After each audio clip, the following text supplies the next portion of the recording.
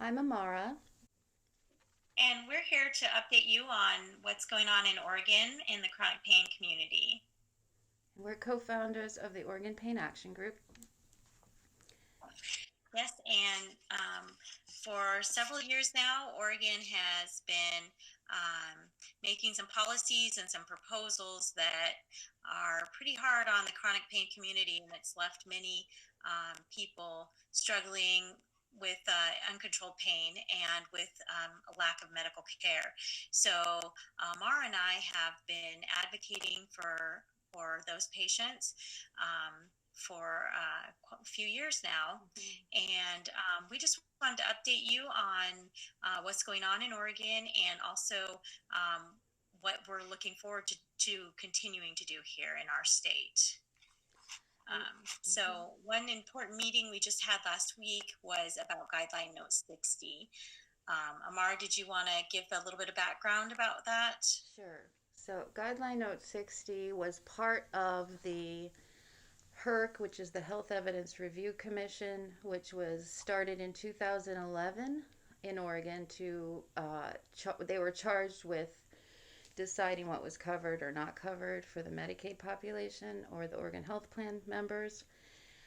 So the Health Evidence Review in 2014 constructed something called the BAC Reorganization Task Force. There were many similar members to that task force that we saw on their chronic pain task force, which came later. And they only met 5 times. So in 2014 and 15, I think they had 5 meetings. Only one of those meetings had meeting material publicly available, actually. So it was very hard to get information on that. And then it was passed. I think after about 5 meetings, the Health Evidence Review voted it in. And two important guideline notes within that task force was Note 56 and Note 60.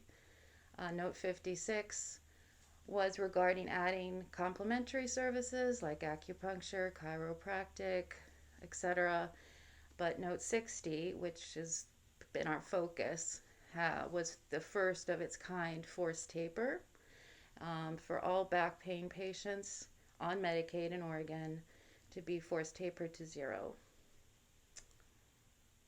A Yeah, human zero experiment. It was overload. a human experiment. That's what it was.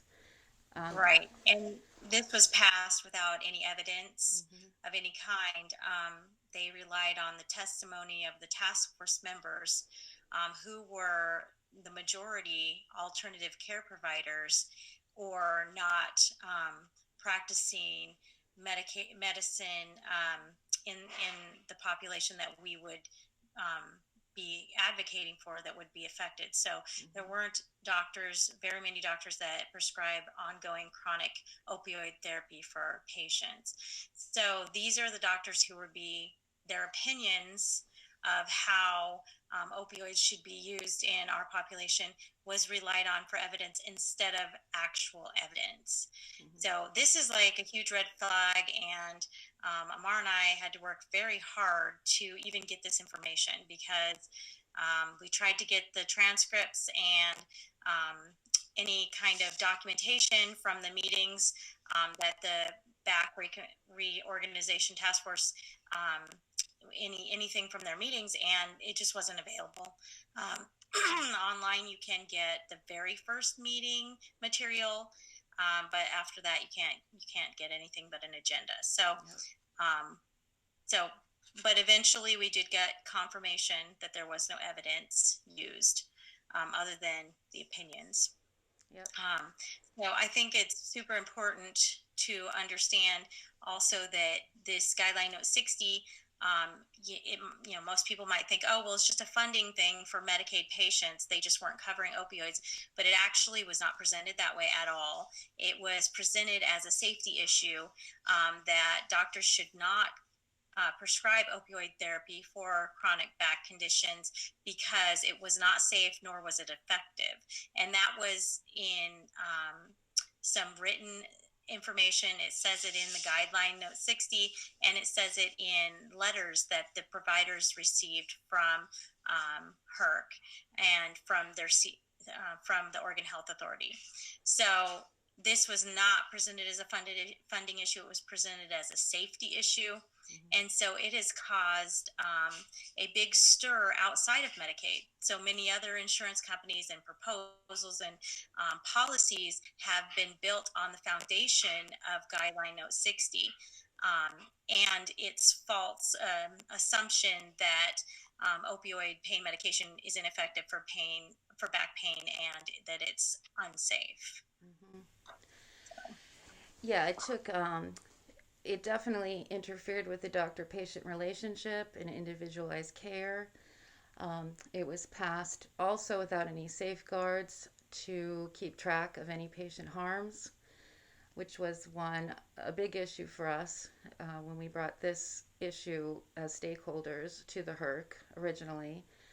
Um, it was touted as a wonderful policy that some of its task force members actually traveled the country and spoke about at many professional conferences, encouraging other states to follow. Um, so we had to push for a very long time. I think at least probably a year before we got more information about the evidence. We kept asking for evidence used for Note 60, and then, like Wendy said, it ended up being just when there's lack of evidence, they use the opinions of the task force members.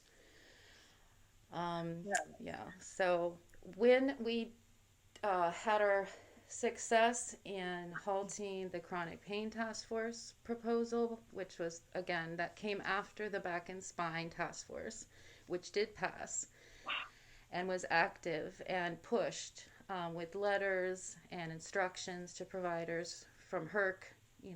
They were faxing them and mailing them and saying, you have a patient with back pain on opioids, long-term opioids, and you are required to taper them. Their pain medication will only be covered if they're in an active taper. But here are the alternatives that we're now covering. Of course, if they're accessible, and that was an issue too. But obviously, not everybody can use these alternatives or complementary services to replace their long-term opioid therapy. And Wendy and I really are focusing in on intractable pain patients. So these are people that can't be rehabilitated. These are lifelong conditions. So, Right, and many of them are degenerative. mhm. So, Guideline Note 56 that adds some complementary services for back pain, and we are in favor of all of those. That's really another topic, because there are some concerns within that guideline, even just because of the requirement to be getting better, even for people who have conditions that won't get better. But for the purposes here, we're talking about Guideline Note 60, which is a taper for opioid pain medications, and says that the medication would only be covered during the taper. So you cannot have it for ongoing. However, this is an update about that, because Mhm. it was such a huge policy, that was forced on Medicaid patients, that it really had to be addressed. And like I said earlier, because of the fact that it was used as a foundation, and it still is being used by people as an example of what can be done. And so it's a really important thing that we addressed. And like I said, Amara mentioned the chronic pain task force, that we had some success there. We've also had some success getting some of our language into the Oregon taper task force. And so we had some input there. And, it isn't just Amara and I that have done this. We've had so much help from experts and researchers and other advocates. And so we are just so grateful for the help that we've received, and for the attention from people writing articles and commenting and sharing the articles that we've written. it's also very helpful to bring attention to what's going on here. But we, so the meeting last week, um, we were very pleasantly surprised because a lot of the language had changed, and so it was extremely important to us to make sure that there was some protections in place. And we went into the meeting not expecting a whole lot, but there were some really great changes that were made. And so, Amara, do you happen to have a copy of that up or anything? I don't, but we'll add a link and point out the changes, or we'll add this in when we edit. And I did Okay. want to add also, when we, at the end of the chronic pain task force, when, and everyone's familiar with that, that's the one that received so much national press and was very important to get on the map. Right. One of our big asks was that HERC went back and reviewed the back policy in Note 60, Right. which they agreed to do. And they put in a temporary pause on the forced taper aspect of Note 60 last October. Then again, that was temporary until the review took place. That was supposed to the review was supposed to take place this past winter, and they then, according to HERC and Oregon Health Authority, needed to wait on the AHRQ report they wanted to use for the review, which didn't come out till the end of the summer. So we were patiently waiting for this back review and ready to fight that as well. And up until really this last meeting, which I think there are four altogether, Wendy, do you think that was it? Was there four? Was this the fourth one on the I review? Was it the third one? Maybe the third one? What was May and then August and then this last one, right? May, August. I think there might have been another one, but I could be wrong. Okay, so But yeah, three or three or four. four. And then they always post the meeting materials a week or 7 days before the meeting. So we they pretty much did a 180. They took out the forced taper aspect. They stated um, there would be no forced tapers. They do cover long-term opiate therapy for back conditions. Of course, we're still faced with the fact that there's a lack of providers here in Oregon. It's becoming worse every year for other reasons besides this Medicaid issue. And I think essentially, so back in October, the one thing they added was when clinically indicated, which we felt was good, but it was not even close to enough because it was still sandwiched in between very aggressive pro taper language. So this really did clarify that it was no longer what Note 60 was originally, which was 100% forced taper rule. So we're Right. Yeah. surprised and So good. they took out the forced taper and said that, opioids can be funded on this line. Um, and whereas before it was only during the taper, now it's just funded. And there's no limits on the dosage or anything. However, Oregon still has aggressive opioid policies and stuff in place. So Mm-hmm. this isn't take care of everything. This is just one single issue in a whole bunch of other issues. So there's still a lack of providers. There's still a lack of providers that will prescribe over 90 MAD. Some won't prescribe at all. That they're leaving the state. So those are a lot of topics that we can talk about another time. But just so you don't think that everything's great in Oregon right now. Yeah. It's not. This is just part of a huge fight, but we have to celebrate every single little victory. Mm-hmm. And so that's kind of what we're doing. We're celebrating this little victory and aware that there's a lot more to come. There's a lot more to do.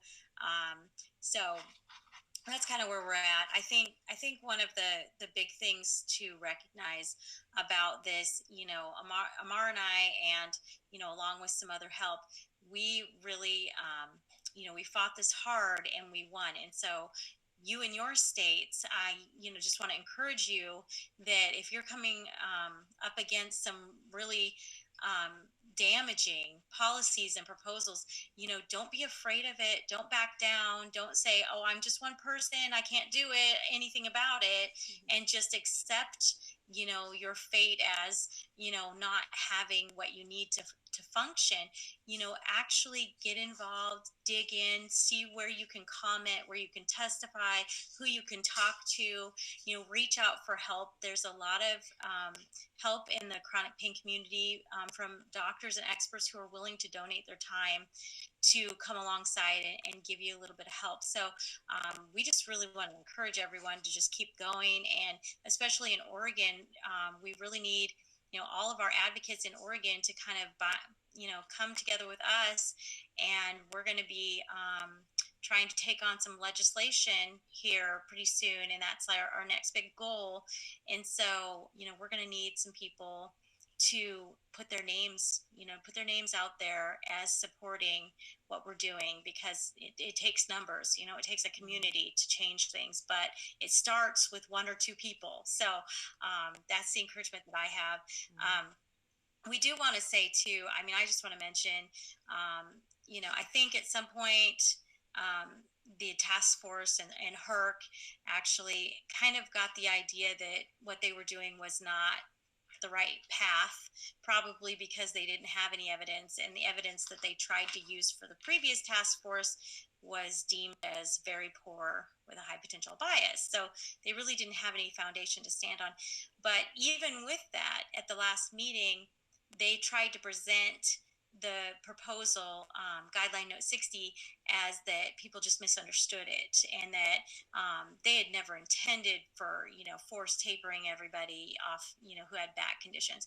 And so, obviously, okay, they're saving face, but still, it's kind of a disservice to the people who were harmed during Guideline Note 60, because there were a lot of people, even directly or indirectly, indirectly meaning that some other policy was based on the Guideline Note 60, that have been tapered or have been told, look, you have back pain, opioids don't work for back pain, so you don't get any.